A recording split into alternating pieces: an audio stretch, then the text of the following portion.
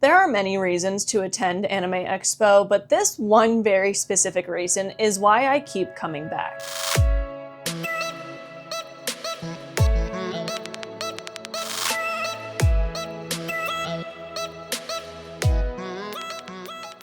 What's up everyone, welcome back to the channel and to another video, and today we are going to be talking about the Demon Slayer panel at Anime Expo 2026. This is my 4th year attending Anime Expo, and I've pretty much made a dedicated video to the Demon Slayer panel specifically every single year that I've attended. The only time I did not was actually for last year, because last year it was just a concert where they had a live band play music from season 1. Hanai-san did attend, but he was only out there for probably 5 minutes total to perform some lines from season 1. It was absolutely incredible, but it was not like something I really needed to make a video about because it was just that. This year, however, was an incredible panel, and in attendance was Natsuki Hanai, the Japanese voice of Tanjiro, Takahiro Sakurai, the Japanese voice of Giyu, and for the first time at Anime Expo, Saori Hayami, the voice of Shinobu. So I want to talk all things Demon Slayer panel at Anime Expo 2026, but before we do, don't forget to like this video, subscribe to the channel, and leave a comment your thoughts. If you are interested in fun perks like getting access to my videos early, fun emojis, and priority reply in the comments, amongst other things, you can join my channel membership. For a small fee, you get access to all of those perks and more, and you help support my dream of becoming a full-time content creator. So if you are interested, hit the join button below. But with that, let's get into it. And for the record, I attend these panels not because I expect information. I actually posted on Twitter the day of the panel after it ended that I was going to post a thread just about what happened and what people said in the panel. And I haven't done it yet because I've been very, very busy, and I was planning on doing it while I was still possibly there, but then long story short, at the end of that panel day, my phone got stolen, so I was without a phone for a little while. I had to go to the AT&T store the day after to pick up a new phone. You know, I'm sure I'll look back and laugh at that at some point, but it was terrifying when it happened. But I got an interesting reply in that tweet, which I think just sums up my frustration with the fandom of Demon Slayer in general. This reply said, literally, they didn't announce anything for the second movie, so there's nothing for you to talk about. That's word for word what this person said, and that's just like such a weird comment to make and so disrespectful, because the idea of only attending these events to get information on what's next is kind of crazy. I am a huge fan of the seiyuu industry, and of course Natsuki Hanai. I've talked about him in length on my channel. I love him. I got to attend the Witch Hat Atelier panel right before this panel and got to get up super close to him and actually like wave at him and give him hand hearts, to which he did back. That was insane, by the way. But the main reason I attend these events is I want to hear from the voice actors. I love the questions they get asked. They usually do some live dubbing. That's all very interesting to me, and I just can't wrap my head around the idea that if there's no big announcement made at an event, there's no reason to go.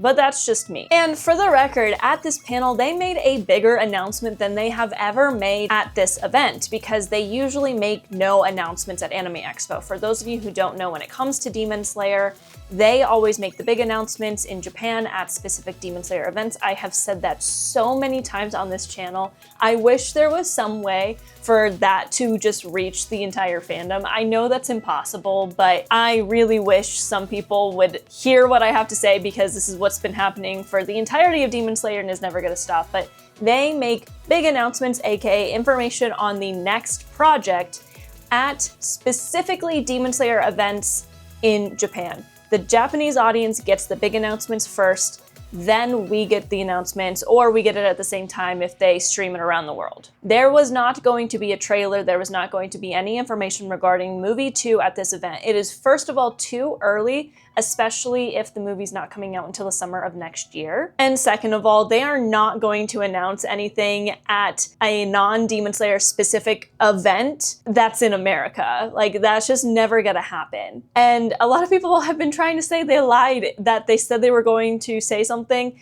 They said that they were going to reveal information on one of Ufotable's other projects, which they did. They gave us a trailer on Witch of Holy Night, which actually looks quite good, so I'm interested in watching that. But that's what they said they were gonna do. But of course, they did announce, in fact, Hanai-san himself in English announced that Demon Slayer Infinity Castle is coming to Crunchyroll on July 28th, which I do want to note that that is going to be pretty much the exact same time it releases on Blu-ray in Japan, because it actually comes out in Blu-ray in Japan on July 29th. So you might look at it and go, wait, we're getting it before them? No, that's to account for the time difference. Pretty much, if it's the 28th here, it's the 29th there. In fact, I think it comes out at 8 a.m. Pacific time here on the 28th, which is midnight the next day for Japan, which I would assume that's when you can officially buy it or something along those lines. But I do think it's a really good sign that they are releasing it at the same time. I've talked in length about the delay that we would likely get when it comes to the Blu-ray. I was thinking we weren't going to get the movie on Crunchyroll until September-ish. So to be getting the movie on Crunchyroll and Netflix, and it'll be available to purchase on other digital platforms at the same time that it's coming out in Japan, is actually quite a big deal, which is really exciting. I will be watching it at 8 a.m. on Tuesday, July 28th. And I will continue to watch it. I'm already thinking of all the videos that I'm going to make once I have access to the movie and can pause and rewind and do all those things. So getting that out of the way, let's talk about the real reason why I come to these events, and that is of course for the voice actors. I don't watch Demon Slayer dubbed, I only watch it in Japanese. This is partially just for preference, partially because I'm learning Japanese. So the dub voice actors go everywhere all the time. I don't have a whole lot of interest in that just because I don't watch it that way. That is the main reason why I like to go to these, is because I get to hear from the voices that I actually listen to when I watch it. And it just so happens that this year, my top 2 favorite characters were there, and Shinobu. And Shinobu's voice actor has never been to Anime Expo before, so it was really incredible. They did a quick Q&A where they talked about each other's respective scenes, and then they did a live dubbing before they announced that Demon Slayer is coming to Crunchyroll. They gave us some official art that is exclusive to Anime Expo. I'll show that to y'all in a minute. And it was overall, as always, an incredible experience. I've been attending the Demon Slayer panel event at Anime Expo since 2023, and every year it's just an absolutely incredible experience that makes me so excited. It reignites my love for the show if I even lost it in the first place, which I haven't. And it just makes me truly excited for what is to come. So first things first, the voice actors got asked about what it was like recording for this movie. It came out almost a year ago in Japan, which means they recorded a lot sooner than that. It likely means they were recording probably around 2023, as it seems, based off of information that we've gathered from before, that they are roughly 2 years ahead of the release date when they record the voice acting, which I believe is one of the first things they do, actually. They got asked what their approach was like and what it was like in the studio with the other voice actors. Hanai-san mentioned that even when reading the manga, he knew it was a very important scene. So when this part came out in the manga, he was already playing Tanjiro, so he was reading it with the knowledge that he was going to be voicing this scene eventually. And he mentioned that he knew this was a little bit different, that it was a very important moment for Tanjiro, that it is the start of the climax of the story for him. He said that he couldn't wait to do it, and he was looking forward to recording these sessions long before he ever got the script. He said he was nervous while recording, but it was a lot of fun. And then as he finished, someone screamed, "I love you!" which was not the first time or the last time. Takahiro Sakurai, the voice of Giyu, just more really talked about how intense it was in the studio. For recording the Akaza fight, there was only the 3 of them in the studio. So usually with Demon Slayer, I believe there's usually a lot more people in studio, but they had just the 3 of them in there. And he specifically called out the power of Akira Ishira's voice acting, who is Akaza, and how he felt intimidating in the studio just the way he was acting, and he felt like he had to kind of live up to his voice acting because it was like so energetic and hot, I think is one of the words he used. Saori Hayami mentioned that she also read the manga, so she knew exactly what was going to happen to Shinobu when she was getting ready to record this scene, and that helped her know how much resolve Shinobu felt, so she could channel that. She was quite nervous because this was such a big moment for Shinobu, but she did her best. They then kind of sectioned it off to each fight. So they talked to Hayami-san a little bit about Shinobu's fight, and then they talked to Hanai-san and Sakurai-san about the Akaza fight for a little while. We're not allowed to record anything, so I'm kind of pulling a little bit from memory. But one of my highlights of what Hayami-san said was that she mentioned Miyano-san, Mamoru Miyano, who is the voice actor for Doma. And fun fact, when she was answering the question in Japanese before they translated it, she said his name and people freaked out. He is very famous. He's also, you know, Dazai, he's Light, he's so many characters. It's kind of crazy. But she said that she's worked with him in the past and she knows him, but when she was working with him specifically during this scene, she kept on thinking, oh, I gotta get this guy. I don't like him very much. And she said that actually helped her with the emotions of the scene, even though obviously with Miyano-san, she knows who he is and they've worked together a lot. But in this situation with him voicing Doma, she was able to kind of get in touch with those emotions that Shinobu was feeling. When they spoke to Hanai-san and Sakurai-san about the Akaza fight, Hanai-san went more deep into how Tanjiro has changed throughout the series and how he's had to kind of adjust the way that he has performed Tanjiro over the course of the 6 years that the show has been running. He also mentioned the fact that like his family and his dad are kind of always that thing that gets him out of a pinch and that sort of thing.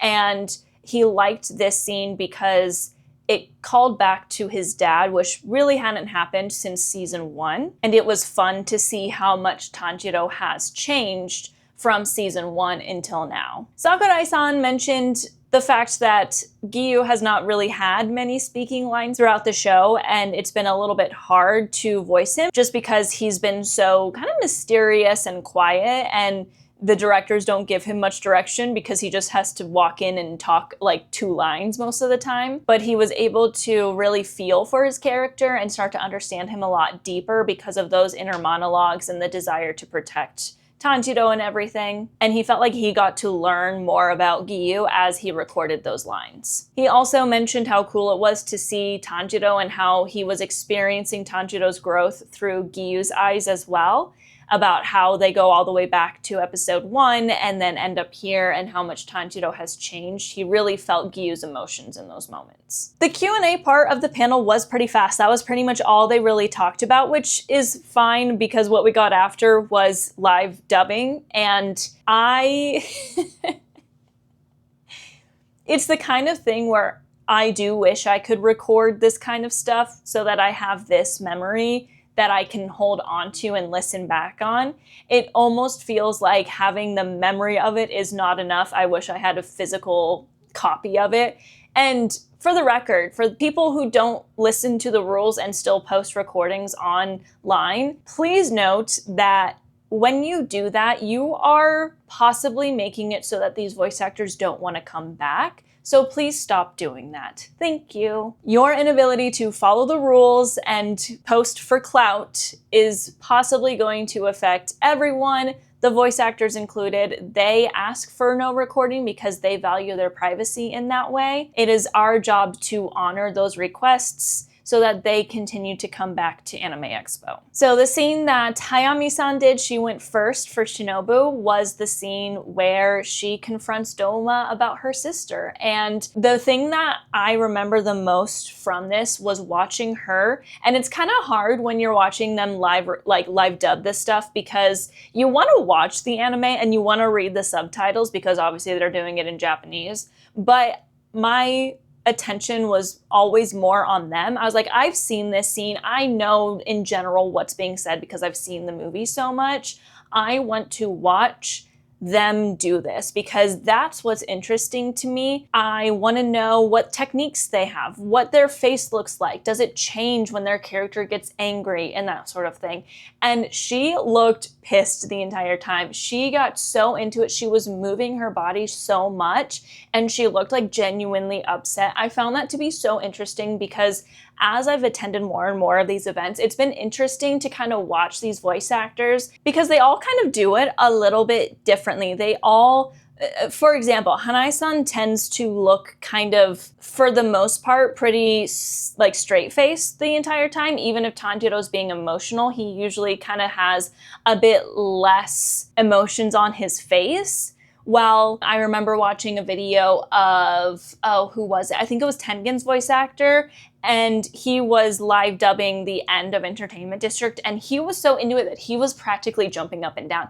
Everyone's a little bit different. I'm not saying that there's like a right or wrong. I think that's just what works best for them, but I always just find it really interesting to watch them because obviously when we watch the anime, we're not watching them, we're hearing them. So that's why I turn my attention more to watching them than watching the anime on the screen. But yeah, so Hayami-san did an incredible job. It gave me chills on chills. She did such an amazing job in this movie in general. I think I've talked about this before, but personally, I think her performance was one of the highlights for me. So getting to see even a small snip of her scene against Doma and have it be that part where she starts freaking out on him was, honestly, it felt like an honor to be in the room.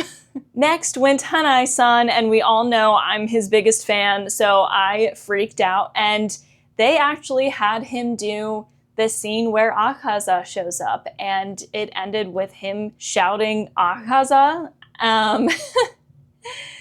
The only way I can describe this is he was straight up aura farming. Like, there's no other way to describe this because he went all in. I've heard him do some live dubbings where he's done Tanjiro's scream, and I feel like usually live he kind of holds back. I think it's probably because his voice is a little bit tired from all the work he's done. When he does, especially the live dubbing in Japan where they do like a whole show of it, like a whole 2-hour show, Tanjiro talks and screams so much. I can only imagine that his voice has got to be tired by the end of that. So I feel like he tends to maybe hold back just a tiny bit. He did not hold back here. Oh my goodness. And you can actually watch a video on the Anime Expo Instagram page where they actually included the clip of him shouting Akaza live. So if you want to see specifically just that, I'll put it right here.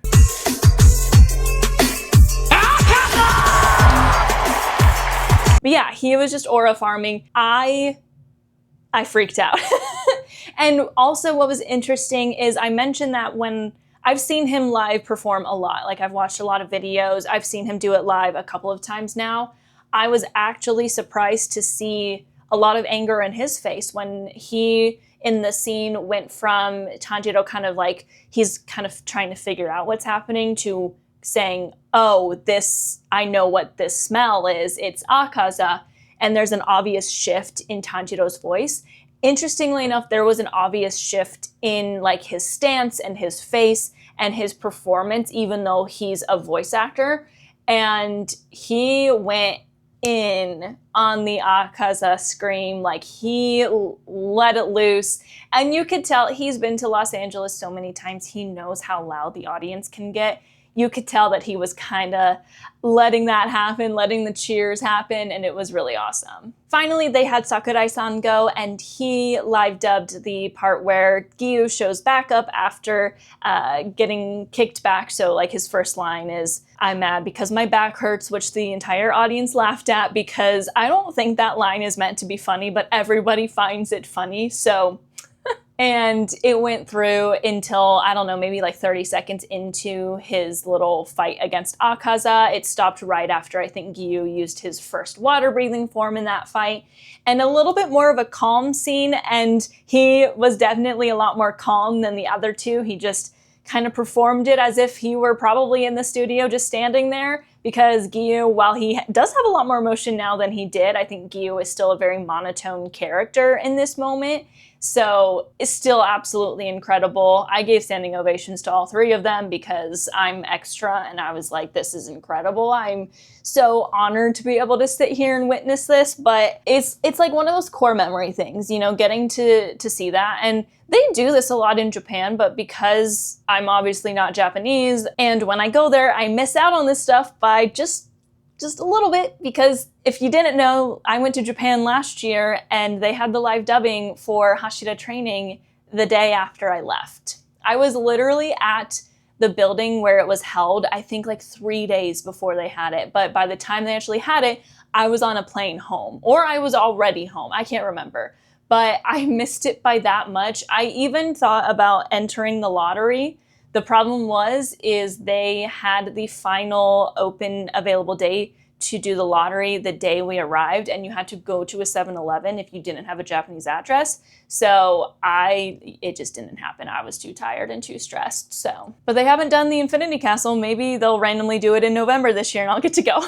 But overall, the experience of watching them live dub is like nothing I can really describe. It's magical, it's incredible. They are all such professionals. And what's amazing too is you can hear all three of them have similarities in just their regular speaking voice. Like you can hear it, you can tell each one of them voices that character.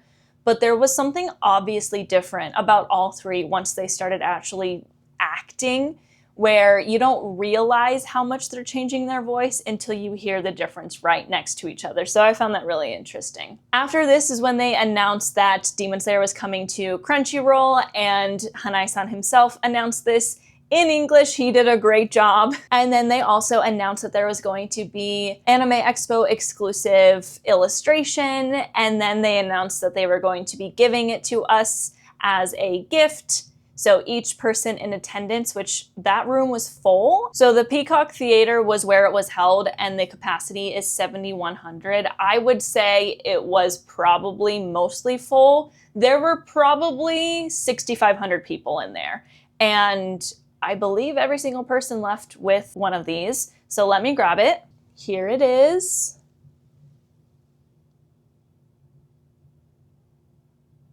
I'm trying to... There's the camera reflection on it. But it is Tanjiro and Gyu.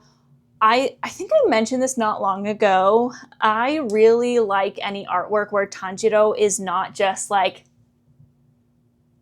especially right now, because where we're at in the story, like he's not happy. Like he's more angry than anything. He's fighting for his life. He's in a life or death situation, and unfortunately, we're not gonna see him smile for a while. I actually think I know the next time we see him smile, and I don't want to talk about it. So,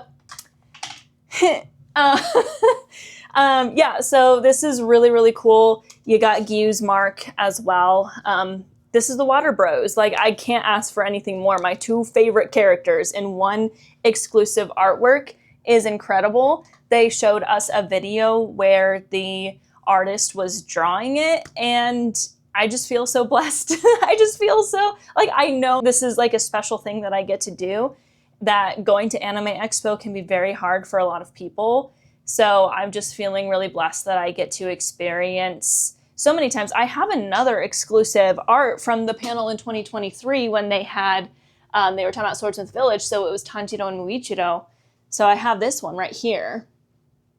So I now have two exclusive illustrations that were made specifically for Anime Expo, and I just think that's really, really cool. So anyway, that is pretty much all they did. After that, they showed the video of them drawing the illustration, and then they showed the trailer for Witch on Holy Night. And then the voice actors came back out, said like, thank you so much, I really appreciate it, I love LA, I love you guys, and that was pretty much it. So again, like short and sweet, but just really incredible. That day was just crazy because there was that panel, there was the Witch Hat Atelier panel right before that, where I actually got to interact with Hanai-san a little bit. And then right after that was Daemons of the Shadow Realm, which I just recently got into. And then after that was the Apothecary Diaries, which is my third favorite anime. So if you want me to talk about that one as well, I'm more than willing. By then, I was very tired and very exhausted, and my night had only just begun. But they were incredible. They voiced, or they live dubbed the frog scene, was one of the scenes they did, and the audience went crazy. But overall, just an incredible experience. So you might be asking, how did my phone get stolen? So after I left the Peacock Theater, I had this backpack with me the entire time. And for the entirety of the con, I had my phone pretty much in my hands the whole time, or tucked away in like a pocket within the big pocket, because of knowing that like this is a very crowded con. People are constantly just bumping into you. So it is very easy for someone to swipe something out of your bag if it's like open. So I wasn't doing this, but for, I think it was like maybe 3 minutes, I put my phone in my outside cup holder because I needed both my hands to do something. And in those 3 minutes, someone swiped it out of my backpack because I retraced my steps. I went all the way back to the Peacock Theater, talked to a security guard, asked them, if I could look for it. They let me in. It was not there.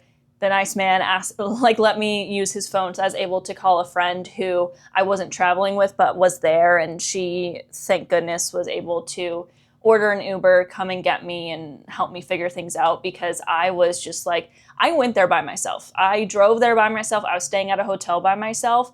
And when you suddenly don't have a phone, that's a terrifying feeling because you just don't know what to do. I also thought my husband was going to be asleep. His number was the only number I knew by heart, but I wanted to call my friend first. So luckily my watch was still on and I was able to look up the contact number, call her. She came, then I called my husband. He was still awake. He kind of walked me through what we needed to do next. They all kind of calmed me down. They let me sleep at their hotel that night, and then I was able to get a new phone at the AT&T store the next day. But guys, don't put your phone in the outside cup holder pocket ever. That was stupid of me, but especially at Anime Expo, because from what I've heard, there was like legitimate phone swiping people there because a lot of people lost their phones. For the record, it might have just been lost. However, it got turned off immediately. Like it wasn't pinging. It wasn't like it was going straight to voicemail. I couldn't find it on my Find My iPhone app on my watch. So obviously it was like a professional swipe because they were able to turn it off and get it in a situation where it wouldn't ping immediately. They have not turned it back on. It's set up where if they turn it back on, it like wipes everything so that they don't have access to my information. But goodness me, that was a crazy experience. Getting your phone stolen in LA feels like a very LA experience that I've never had. So that was the end of my night. I did not go to bed until like 2 a.m. And it's so crazy because I was so tired during the Apothecary Diaries panel, which was from 8:30 to 9:30 p.m. And I was literally just like, I'm gonna grab some food here so I don't even have to worry about ordering Uber Eats when I get to my hotel, so I can just sleep because I was so tired. And I ended up being awake for another 4 hours. So I'm still catching up from my sleep from the con, but that was still an incredible day. Now I can look back on it fondly, but definitely was terrifying that night. So if you want to hear more about my general Anime Expo experience, let me know. I don't know if I'm going to talk directly about just the con in general. I have in the past, and my thoughts on it have not changed. I love this con. It's my favorite anime convention. Again, mostly because of the Japanese voice actors that come. I don't know if I would go if they didn't offer that. I'm not going to lie. So I still love the con. I think that you just got to go to it with the expectation that it's going to be busy and you're going to be shoulder to shoulder with people the entire time. If you go in not expecting that, then you're probably not ready to go to Anime Expo. But that is going to be it for today's video. If you liked it, don't forget to like the video, subscribe to the channel, and leave a comment your thoughts, and I will see you all in the next one. Mata ne!